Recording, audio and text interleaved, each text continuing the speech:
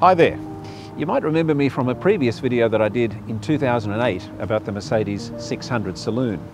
Well, in those 12 years, my enthusiasm for these cars has grown, not diminished. You know, the Mercedes 600 is now 57 years in production. It was actually released to the public in 1963. Since that time, many famous people have had and still have Mercedes 600 cars, including Coco Chanel, Aristotle Onassis. Elvis Presley, in fact, had two of them, including a long wheelbase Pullman version. Even Jeremy Clarkson has a Mercedes 600. Now, when I found out that Jezza had one, I thought, well, maybe the currency has been a bit debased, so it was time to go one better. But how does one outgross the 600 grosser? The answer is with one of these, a 1968 Mercedes 600 Pullman limousine. Mercedes-Benz made the 600 from 1963 to 1981, which is one of the longest production runs of any Mercedes-Benz. But in all that time, nearly 20 years, they only made 2,677 of all versions of the 600. They included 2,190 short wheelbase versions, 304 four-door Pullmans like this one with reverse-facing seats, 124 six-door versions with another door here, and just 59 landaules. The landaulet was a convertible Pullman that had a roof that either folded back from this point, or in the case of the long presidential version, the convertible ended here. Perfect for parades or assassinations. The Mercedes 600 debuted in 1963, and it was the most expensive car in the world and probably the most technically advanced as well. Instead of electric windows, it actually had hydraulic windows and a system which powered the seats, the central division, and God knows what else. You could order a 600, which was at the time pretty much bespoke, with just about anything you wanted. You could have a cocktail bar, which was standard, and this one has one. You could have a coffee machine, a television, or a telephone, which was absolutely space-age stuff back in 1963. From the point of view of stopping as well, we're looking at a 3-ton car here with 4 passengers on board. The 600 was also equipped with 4-wheel disc brakes, which was again quite remarkable for its time.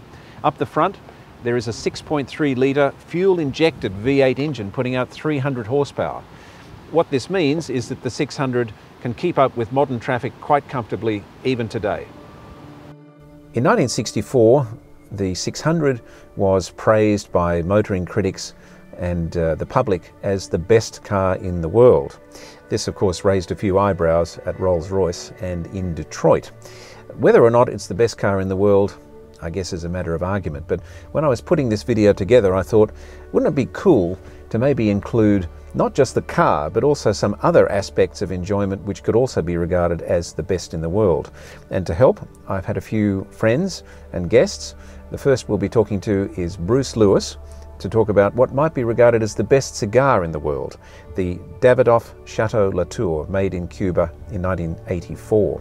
We're also going to be talking later with Rudy Dietz, who is a restaurateur and one of Australia's greatest wine collectors, about Petrus wine from Pomerol, France. So sit back, enjoy the ride, and enjoy the best of the best. So in terms of the driving experience, so what is the 600 Pullman actually like to drive?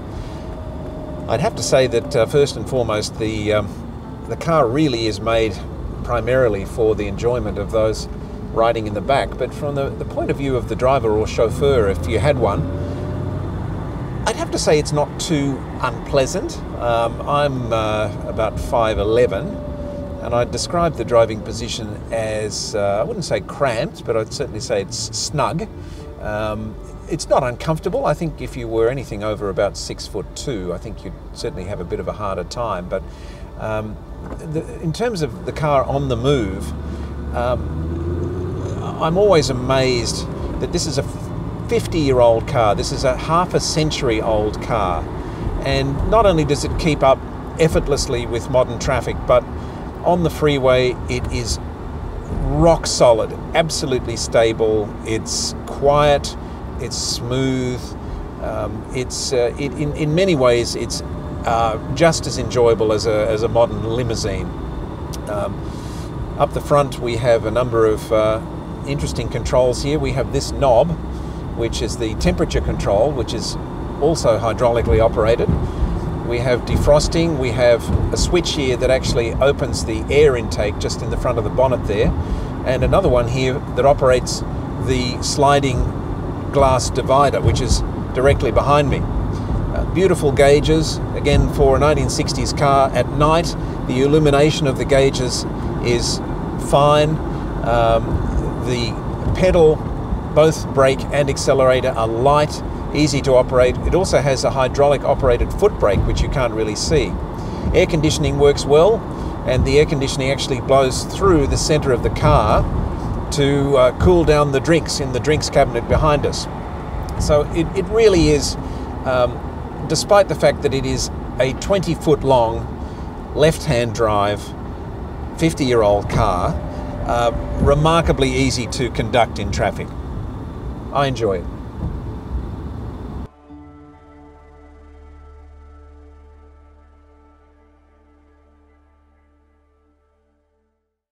So my first guest is a man who's been a friend of mine for over 25 years, and he's been involved in fine wines and fine cigars for almost 30 years. His name is Bruce Lewis, and welcome. Thank you, Thank Bruce. you, Jeff. Thank you for having me. It's a pleasure. And tell us a little bit about this very, very special cigar and what we're going to be smoking today. So we're in for a very special treat today. We're going to be smoking a Davidoff Chateau. And this is not a Dominican Davidoff, this is the original Cuban production. And this particular cigar, I'll talk a little bit more about it in a minute, but this cigar probably dates back to around 1984. Wow. That's incredible. So it's had a lot of box aging. Yes. That's what we mean by vintage, right? That's right, exactly. And it's probably one of the most highly sought after vintage Cuban cigars that you can find, or if you can find it. If you can find it, yes. I mean, these are highly sought after, highly collectible, and still great for smoking today. And now, before we light up, Bruce, you mentioned it's called a Chateau Latour, which is obviously the name of a very famous wine. Correct. Perhaps before we start smoking it, you could tell us the story about how these cigars came to be named after wines. It's a good question. So Davidoff is named after Zino Davidoff. Zino Davidoff was a gentleman born in Kiev in Russia in 1906. His family was in the tobacco business at that time. They immigrated to Geneva in Switzerland, and they opened up a new business there.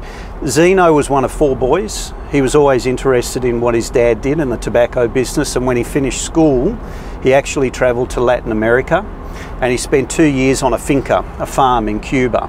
When he got back home, he joined his father's business, and he started his career in not only premium cigars but tobacco in general. But later on, he became more well known for being a premium cigar expert and lover and ambassador, and a huge fan of the product. But the question coming back to your question. Zino Davidoff always compared fine cigars to wine in the sense that they both age beautifully. And in the World War II was actually very kind to the Davidoff family in the sense that because they were in Switzerland and it's a neutral country, Sure. A lot of the cigar merchants in Europe were saying, Zino, safeguard my cigars, take all of my cigars, I'm going to send them to you. And of course, that resulted in Zino becoming well known as the premium cigar person in all of Europe, and that was the go-to if you wanted your best, cigars. So after World War II, Cuba were looking to put some energy back into their business, into their cigar business, and they approached Zino and said, look, if you've got some ideas for a new launch of a Cuban brand or Cuban cigar, let us know. So was Davidoff making cigars in Cuba even before Castro? No. So even at that time, Zino Davidoff, when he was approached by the Cubans, he was approached because he was an ambassador, because they saw him as an ally, as a friend, somebody who promoted Cuban cigars.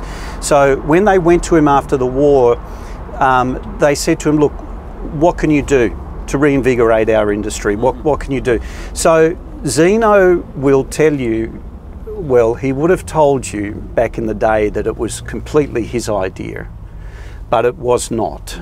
It was a collaboration between him and a Swiss importer and distributor at the time, Deux, and the two of them collaborated and they came out with a brand called Hoya de Monterey Chateau Series. I see. So it was actually a sub-brand of Hoya de Monterey. I see. No, that's interesting. I never knew that. So they started off with 5 sizes, Chateau Haut-Brion, a Lafite Rothschild, a Margaux, a Latour, and a Chateau de Chem. Wow. And the cigar we're smoking today is the Chateau Latour, which is a classic kind of Corona. Yes. 5.5 inches by 42 gauge. 5.5 by 42. It looks amazing for 35 years old. Why don't we light up? Yep. And we'll compare some tasting notes about this very, very special cigar. Sounds good. So we've lit up the Davidoff Chateau Latour, and I have to say, just in the first couple of draws, there's really nothing old or dusty or any. It just seems to be a very fresh, youthful cigar, and I'm really looking forward to seeing how the flavours change and progress as we get through the cigar. But Bruce, in continuing the story about Zino Davidoff, tell me a little bit about how he became in trouble with the French for naming his cigars after wines, because I understand they weren't too happy about that. No, so the Davidoff story is a very interesting one on many angles. Zino had a wonderful relationship with the Cubans, but it was actually the dispute over the Chateau de Chem name that started the process of the wheels falling off. I really have to say that. So the Cubans asked Zino Davidoff, which at the time was owned by Ottinger, a larger company. It was a Swiss company. Swiss company. And the Cubans asked them, where is the documents to show that you have permission from these estates to use their names? And Ottinger first said, they deflected it to Zino and said, look, Zino spoke to them, he's got it sorted out, it should be fine. Later on, it was realised that it was just a handshake deal. In fact, it was nothing more than Zino sending out a box of the cigars to each of the estates and saying, this is what I'm doing. Right. And they didn't object at the time? They didn't object at the time, but in 1982, Chateau de Chem came along and said, no, you're not going to be doing that. They called them thieves, they accused them of being thieves, and they would not allow them to use the Chateau de Chem name anymore. So Chateau de Chem disappeared in 1982, and in fact it was replaced by the Chateau Mouton Rothschild. I see. But this started a period where the Cubans, Cuba Tobacco, the manufacturers of Habanos, of Cuban cigars, they became very nervous about this whole association with the chateaus. So, in fact, after they found out that there were no legal documents in existence, they decided in 1984, roughly, to cease making the Chateau range. And that was a process that took a couple of years. Now, I date this cigar to about 1984, Right. because the box that it came out of does not have a box code, and box code started in about 1985. Right. So I sort of assume this is somewhere around 83, 84. I see. So this is a part of the Chateau series of cigars from Davidoff, Bruce, but tell me a little bit about the story of the Dom Perignon Davidoff cigar. Sure. So if we sort of take a step back from there and we go back to Zino's sort of entry into collaborating with Habanos and releasing the Hoya de Monterey Chateau series, it was later in 1967 that Cuba Tobacco approached Zino and said, we want to bestow an honour on you, we want to put your name on a brand of Cuban cigars. And that happened in 1967, and then in 1969 the Davidoff range of Cuban cigars was released. It started with the Chateau series and the number 1 and number 2 and the Ambassadress. And from the very beginning, did it have this beautiful, elegant white label with the gold lettering? Always, always. It really is a lovely, lovely label. Very simple, very classical, yes. Very elegant. Yes. So then from there, Davidoff grew. And the Dom Perignon was released in 1977, I think, off the top of my head. The Chateau series was considered the most full-bodied out of all of the Davidoff brands released, which is also why it was the best cigar to age. The number 1 and number 2 and the Dom Perignon and later the Mille series, the 1000 series, they were milder and lovely cigars at the time, very elegant, but not as suitable for aging as the Chateau series. And what size of cigar was the Dom Perignon? Classic Churchill, 7x47. Yes. Yeah. Here's this one.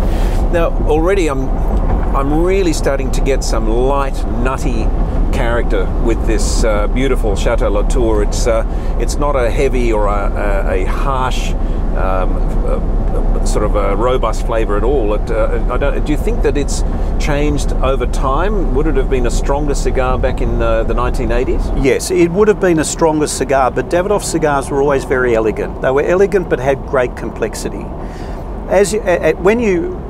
When tobacco is worked, first of all, it goes through a fermentation process, and that helps remove a lot of the impurities and a lot of that bitiness, those sharper notes.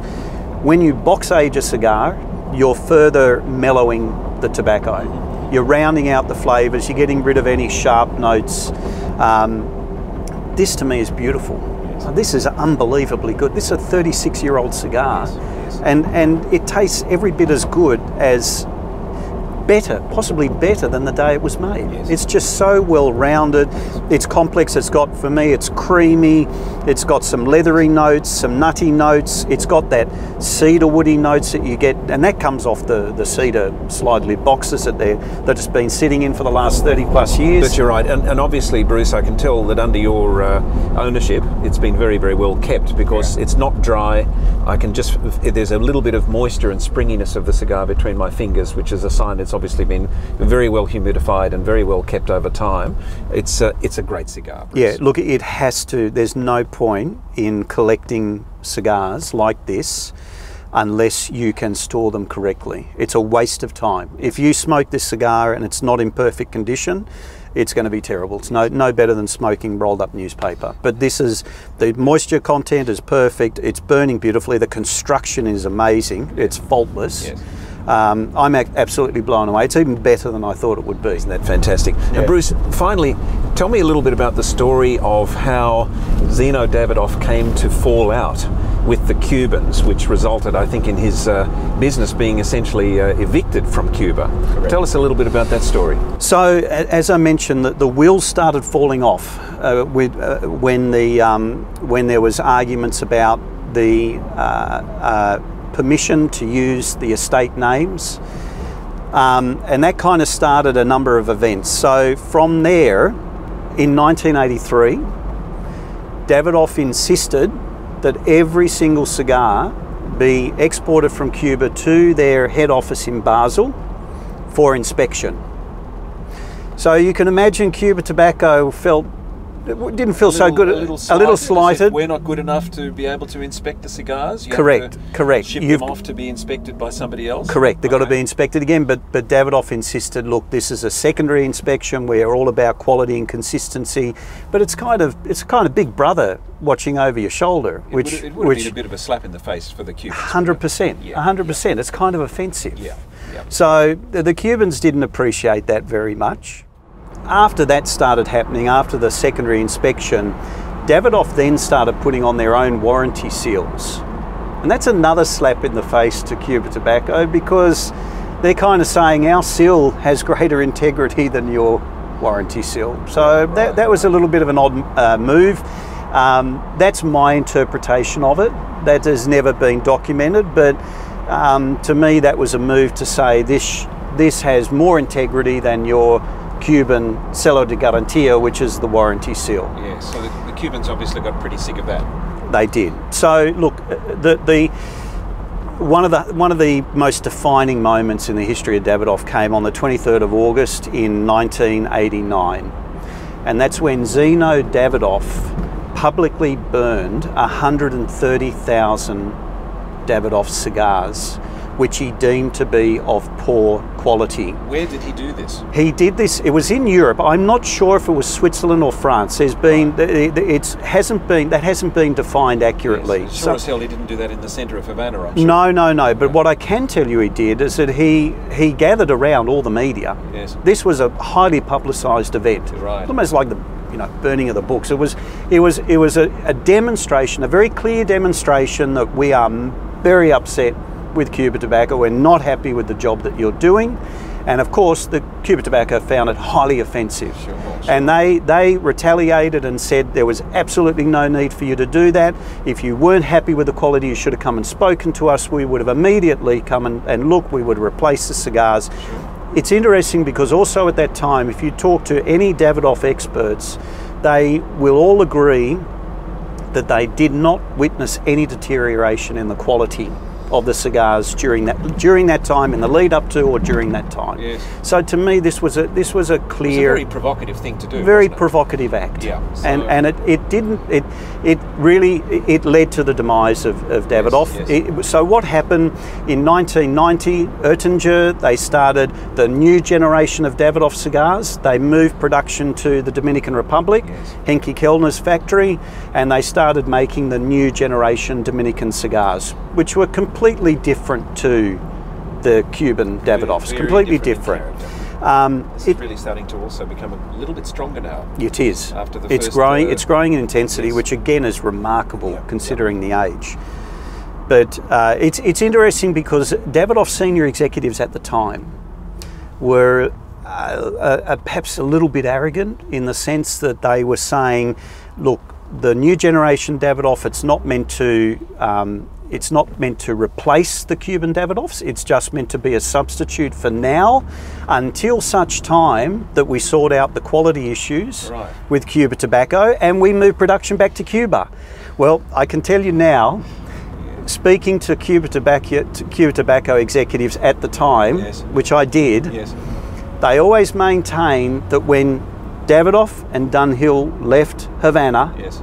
There would always be a seat at the table to break bread for Dunhill, but there would not be a seat at the table for Davidoff. So he was definitely persona non grata. He was persona non grata after cigars. Absolutely. Well, Bruce, that's a fascinating story. Thank you very much for taking us through the story of the Cuban Davidoff brand, which, as you've said, has not been made in Cuba for the last 30 years. Okay. Truly one of the, for its size, one of the most extraordinarily complex, beautiful cigars. And thank you very, very much for the cigar and for your information about the brand. You're very welcome. Thanks for having me. Let's enjoy. Exactly.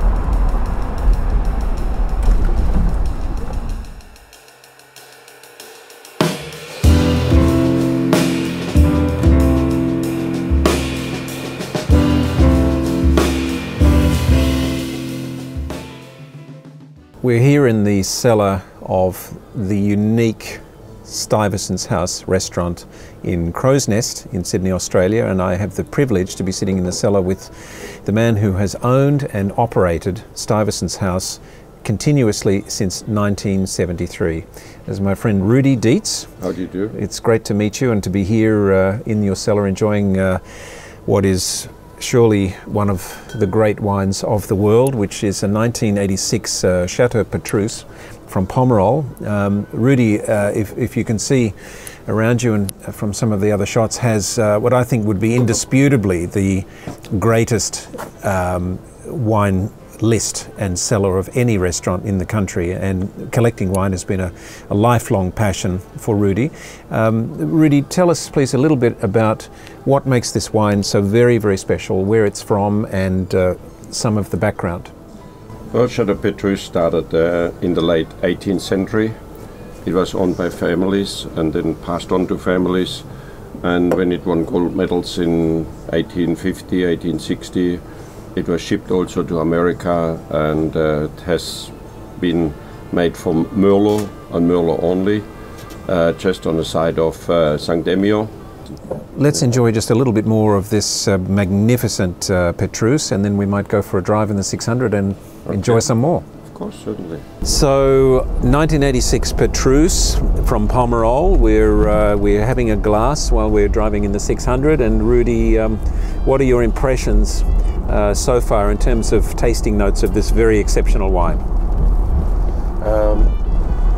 I would say, I wouldn't say 100% typical, because I don't drink it that often, but I have the impression it shows what a Petrus should be like. Dark berries, elegant tannin structure, and a hint of sweet bitter chocolate at the end, and just an elegant mouthfeel. I would prefer it with a nice dinner, like maybe a venison or a pheasant, or something autumn time, what we drink those wines with seasonal foods in Europe, or quails or something like that. Sort of a darker meat. It would be fantastic to have this as a side. As an accompaniment, As an accompaniment besides the wine, absolute magic. One thing that I'm really surprised about is that this is it's a 35-year-old wine, you may as well say, but the quality of fruit is just really, really incredible. I'm getting the chocolate, but when it first opened up, it was fairly closed, and you got the tannin structure, and you got a little bit of fruit. And as it just now opened up, you get the elegance of the fruit. There's berries, almost a little bit stewed, strawberries or so. Yes. A finesse, which is just a Merlot, which will show that with age. No? And it's coming out as Merlot is maybe not as structural as a Bordeaux blend with the Cabernet Sauvignon, Merlot, Petit Verdot, and Cabernet Franc. Yes. It is straight Merlot, and it has that certain elegance to it, the Merlot. And tell me, Rudy, obviously there are many, many great Bordeauxs, and they've all won their various share of medals, and Latour and Haut-Brion, as you mentioned. But what is it about Petrus that you think is really sets this wine apart? The French people would say terroir. Terroir, yes. So terroir, where it's grown, and that extra little strip that's only about, if I remember correctly, 7 hectares. It's very small, Petrus, from what I understand. Yes, 7 hectares, which is about 80 acres. And Le Pin is even smaller as well, still, isn't it? I think. I don't know exactly the measurements there, but it's easily to look up. Just Google it. It's all there, and it gives you all the information you need. It's magic these days where we can actually educate ourselves too, and it's then most probably the new oak, the way toasted the oak, if it's medium toast or heavy toast, or the lids, the covers of the oak, if they're medium or heavily done. It all depends. There's all these little secrets which our French friends, to a certain extent, they let you know, and to a certain extent, they don't let you know. They don't let you know everything, yes. They don't let you, but if you visit a few chateaus, you get yourself a picture together. Well, this is really an absolute privilege, Rudy, and it's a rare treat to be having Petrus. Cheers. Happy days, and thank you very much for being in the video. And it's super to have a bit of luxury to fall back onto occasionally, and that's what it's all about in life. You have to have those little luxuries. That's it. I have the wines and you have the car, so let's go for a little ride. And that's the wonderful thing about this video. We're putting it both together. Yes. Thanks again. Cheers. Happy days.